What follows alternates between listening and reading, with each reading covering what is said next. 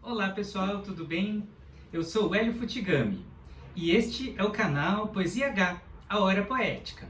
Estamos aqui para mais uma conversa sobre o livro do Desassossego de Fernando Pessoa. Vamos continuar estudando aqui os devaneios de Bernardo Soares, o heterônimo de Fernando Pessoa nesta obra aqui. Nesta obra, neste livro, ele, em vários trechos, ele fala sobre o sentimento de não pertencimento, que todo mundo já deve ter passado em algum momento na vida, não é verdade?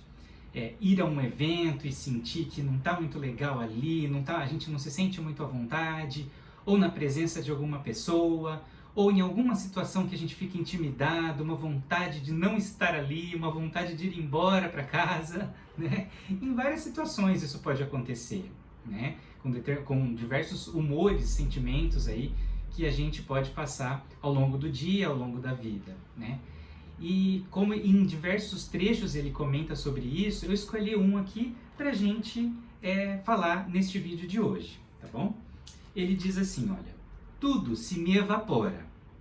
A minha vida inteira, as minhas recordações, a minha imaginação e o que contém a minha personalidade, tudo se me evapora. Continuamente sinto que fui outro, que senti outro, que pensei outro. Aquilo a que sinto é um espetáculo com outro cenário, e aquilo a que assisto sou eu. Ou seja, ele se vê de fora, ele se olha e se assiste, se vê.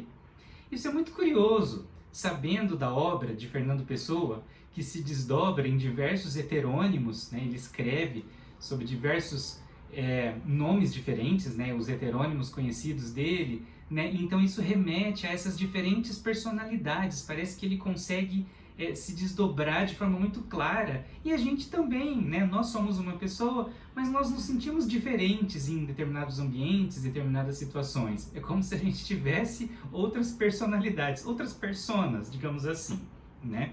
Então, neste trecho especificamente, ele fala sobre isso do reconhecer-se ou não reconhecer-se nas situações ou diante de algum objeto, tá? Então vamos lá. Encontro às vezes na confusão vulgar das minhas gavetas literárias papéis escritos por mim há 10 anos, há 15 anos, há mais anos talvez. E muitos deles me parecem de um estranho. Desreconheço-me neles. Houve quem os escrevesse, e fui eu.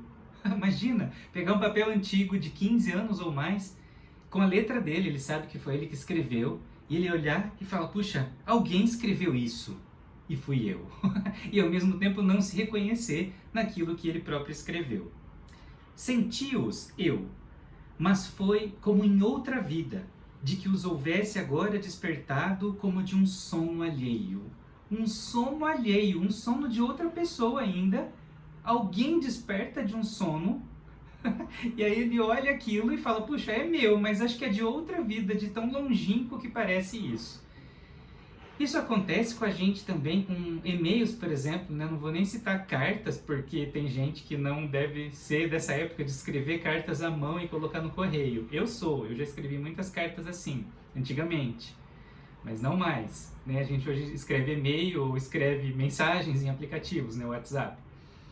Então imagina lá um texto antigo que você se depara, por algum motivo você recupera, e aí você olha e fala, puxa, eu que mandei, tem meu nome aqui no remetente do e-mail, né? Mas nem lembrava mais, que estranho, será que este sou eu? É esse o sentimento que ele está descrevendo aqui, né? De não reconhecer-se num texto antigo que é nosso. O outro exemplo é uma foto, ou um videozinho nosso, a gente se vê na foto, a gente vê que somos nós. Aí a gente olha e lembra daquela situação, do momento em que a foto foi tirada e fala, puxa, mas a minha vida hoje está completamente diferente. Eu me sinto outra pessoa em comparação com a época desta foto, né? Então a gente passa por isso também em diversos momentos, de desreconhecer-se, que é o que ele cita aqui neste trecho, né? E ele diz que, né, alguns têm um poder de expressão que não lembro de poder ter tido nessa altura da vida. Ele fala dos textos, mas a gente pode extrapolar aqui para imagens nossas, objetos que a gente produziu, por exemplo, né, algum artigo, né, algum artesanato, sei lá, que a gente produziu e que estava ali guardado no fundo de uma gaveta, como ele diz aqui, uma gaveta literária, mas uma gaveta artística da nossa vida, por exemplo.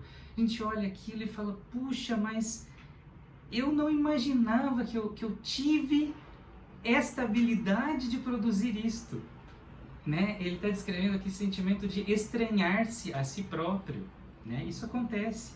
Ele diz, reconheço que sou o mesmo que era, e tendo sentido que estou hoje num processo grande do que fui, num progresso grande do que fui, desculpa, pergunto onde está o progresso se então era o mesmo que hoje sou.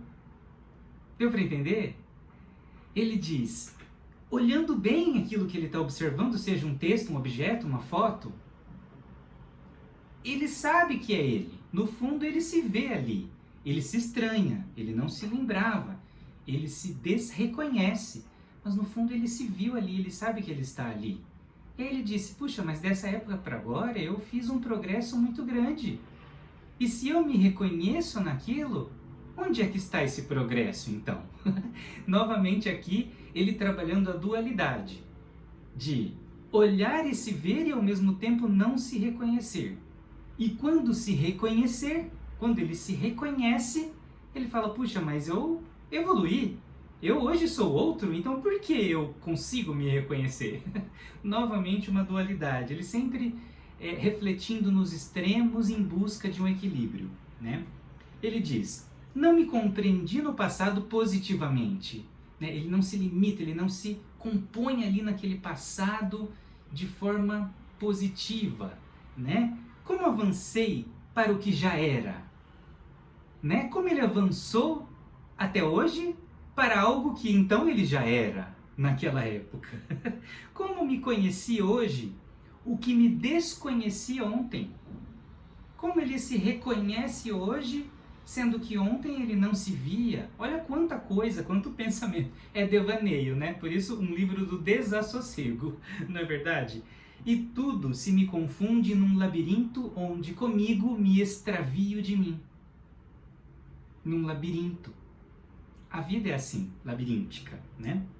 Ele chama tudo isso até de platonismo das sensações. Olha que bagunça toda de sentimentos. Ele se pergunta, quanto sou? Quem é eu? O que é este intervalo que há entre mim e mim? Não é curioso? É muito filosófico.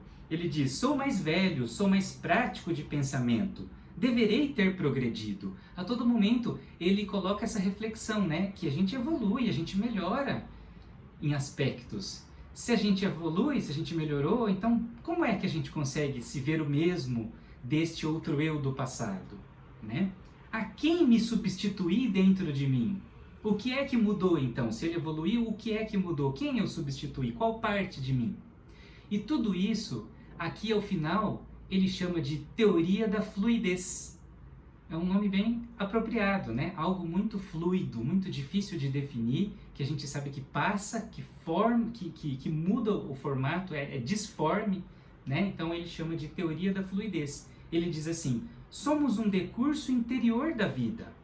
Imaginar que o que somos é uma quantidade grande que passamos por nós, que fomos muitos.